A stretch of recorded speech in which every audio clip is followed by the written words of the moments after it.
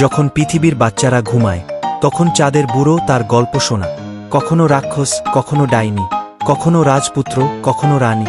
একদিন কি হলো জানো? চাঁদের বুড়ো ভাবল, আজকের গল্পটা হবে অন্যরকম, রূপকথার চেয়ে বেশি মজার এবং রহস্যময়। তাহলে চল শুরু হোক সেই রোমাঞ্চকর গল্প। চাঁদের বুড়োর ঝুলি থেকে আসুক নতুন গল্পের ঝরনা। অনেকদিন আগের কথা। এক গ্রামের পাশে একটি ঘন বনের মধ্যে বাস করত রহমান নামে এক সাত কাঠুরিয়া। সে খুবই সাধারণ জীবনযাপন করত। প্রতিদিন সকালে সে তার পুরনো কুড়ালটি হাতে নিয়ে বনের দিকে রওনা দিত, গাছ কেটে কাঠ সংগ্রহ করত এবং সেই কাঠ বিক্রি করে পরিবারের জন্য খাবার ও প্রয়োজনীয় জিনিসপত্র কিনত। রহমান খুবই পরিশ্রমী ছিল, তবে তার জীবনের সবচেয়ে বড় গুণ ছিল তার সততা। সে জীবনে কখনো মিথ্যা বলেনি বা অসততা অবলম্বন করেনি। তার এই সততার জন্য গ্রামের সবাই তাকে খুব সম্মান করত, যদিও তার জীবন ছিল কষ্টকর এবং সীমিত সামর্থ্যের মধ্যে কাটত। রহমান প্রতিদিনের মতো বনে গাছ কাটতে গেল। সকাল থেকে সে বেশ কিছু গাছ কেটে ফেল, কিন্তু বিকেলে একটা বড় গাছের ডাল কাটার সময় তার হাত ফসকে গেল। সেই মুহূর্তেই তার কুড়ালটি গাছের ডাল থেকে ছিটকে গিয়ে পাশে থাকা একটি গভীর নদীতে পড়ে গেল। নদীটি ছিল খুবই গভীর, আর পানি এতটাই স্বচ্ছ ছিল যে কুড়ালটি পড়ে যাওয়া জায়গাটাও সে স্পষ্টভাবে দেখতে পাচ্ছিল, কিন্তু পানি ছিল প্রচণ্ড গভীর ও প্রবাহিত। রহমান বুঝল সে তার কুড়ালটি আর ফিরে পাবে না। রহমানের মন ভেঙে গেল। কুড়ালটি ছিল তার একমাত্র জীবিকা নির্বাহের উপকরণ। সেটি ছাড়া সে কিভাবে কাজ করবে, কিভাবে তার পরিবারকে দেখাশোনা করবে? হতাশ হয়ে সে নদীর পাশে বসে পড়ল, আর চোখ থেকে অশ্রু গড়িয়ে পড়ল। তার মনে হচ্ছিল তার জীবনের সবকিছুই যেন শেষ হয়ে গেছে। রহমান যখন খুবই অসহায় অনুভব করছিল, ঠিক তখনই নদীর পানির মধ্যে থেকে একটা অদ্ভুত ঝলমলে আলো ফুটে উঠল। রহমান অবাক হয়ে দেখল সেই আলোর মধ্যে থেকে ধীরে ধীরে একজন পরী বেরিয়ে আসছে। পরীটি ছিল খুবই সুন্দর, তার পরনে সাদা ঝলমলে পোশাক, আর তার ডানাগুলো হীরার মতো ঝলমল করছিল।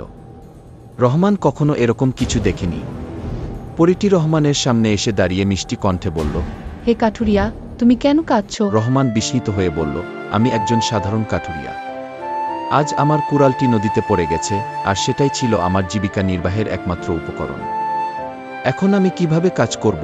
পরীটি তার কথা শুনে মৃদু হাসল এবং বলল, চিন্তা করো না, আমি তোমার কুড়ালটি খুঁজে দেব। কথা বলে পরীটি নদীতে ডুব দিল। স্বর্ণের কুড়ালের প্রস্তাব কিছুক্ষণ পর পরীটি আবার নদী থেকে উঠে এল। তার হাতে ছিল একটি ঝলমলে স্বর্ণের কুড়াল। কুড়ালটি এতই সুন্দর ছিল যে রহমানের চোখ ঝলসে গেল। পরীটি রহমানের দিকে কুড়ালটি বাড়িয়ে দিয়ে জিজ্ঞাসা করল, এই কুড়ালটি কি তোমার? রহমান কিছুক্ষণের জন্য মুগ্ধ হয়ে কুড়ালটির দিকে তাকিয়ে রইল। এত মূল্যবান কিছু সে আগে কখনো দেখেনি। কিন্তু রহমান ছিল সৎ, সে জানত যে এই কুড়ালটি তার নয়। তাই সে মাথা নাড়িয়ে বলল, না, এই কুড়ালটি আমার নয়। আমার কুড়ালটি ছিল লোহার তৈরি, সাধারণ একটি কুড়াল কি রূপার কুড়ালের প্রস্তাব? পরীটি রহমানের উত্তর শুনে খুশি হল, কিন্তু কিছু না বলে আবার নদীতে ডুব দিল। কিছুক্ষণ পর সে আবার উঠে এল। এবার তার হাতে ছিল একটি রূপার কুড়াল। কুড়ালটি ছিল খুবই সুন্দর, আর রহমানের মন আবারও কিছুক্ষণের জন্য মুগ্ধ হয়ে গেল। পরীটি আবারও জিজ্ঞাসা করল, এই কুড়ালটি কি তোমার? রহমান এক মুহূর্ত ভাবল, কিন্তু আবারও তার সততা সামনে এল। সে বলল, না, এই কুড়ালটিও আমার নয়। আমার কুড়ালটি খুব সাধারণ, লোহার তৈরি। পরী এবার তৃতীয়বারের মতো নদীতে ডুব দিল। কিছুক্ষণ পর সে যখন উঠল, তখন তার হাতে ছিল রহমানের পুরনো সাধারণ লোহার কুড়াল। কুড়ালটি দেখে রহমান খুশিতে উৎফুল্ল হয়ে উঠল। সে পরীকে ধন্যবাদ দিয়ে বলল, হ্যাঁ, এটাই আমার কুড়াল। পরী তখন রহমানের দিকে তাকিয়ে হাসল এবং বলল, তোমার সততা আমাকে খুবই মুগ্ধ করেছে। তুমি ইচ্ছে করলে স্বর্ণ বা রূপার কুড়াল নিতে পারতে, কিন্তু তুমি তা করনি।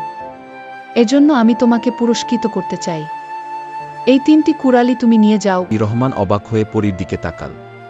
3টি কুড়াল? কিন্তু আমার তো শুধু একটি দরকার। পরী বলল, সততা ও ন্যায়নিষ্ঠা সবসময় পুরস্কৃত হয়। তুমি সৎ থেকেছ, তাই এই স্বর্ণ, রূপা ও লোহার কুড়াল 3টিই তোমার পুরস্কার। এগুলো তোমার জীবনের সুখ ও সমৃদ্ধি বয়ে আনবে। জীবনের শুরু। রহমান খুবই খুশি হয়ে 3টি কুড়াল নিয়ে বাড়ি ফিরে গেল। সে স্বর্ণ ও রূপার কুড়াল বিক্রি করে প্রচুর অর্থ পেল, এবং সেই অর্থ দিয়ে নিজের পরিবারের জীবনকে অনেক ভালোভাবে গড়ে তুলল। তবে সে লোহার কুড়ালটি রেখে দিল, কারণ সেটাই ছিল তার সততার প্রতীক। গ্রামের মানুষও যখন এ ঘটনা শুনল, তারা রহমানের সততা ও ভাগ্যের জন্য তাকে আরও বেশি সম্মান করতে লাগল। তার জীবন সহজ হয়ে গেল, কিন্তু সে কখনো তার সততা ও ন্যায়বোধ থেকে বিচ্যুত হয়নি। এভাবেই চাঁদের বুড়োর গল্প শেষ হল। আশা করি এই গল্পটি আপনাদের হৃদয়ে স্থান করে নিয়েছে। নতুন কিছু শিখতে এবং আনন্দ পেতে আমাদের সঙ্গে থাকবেন।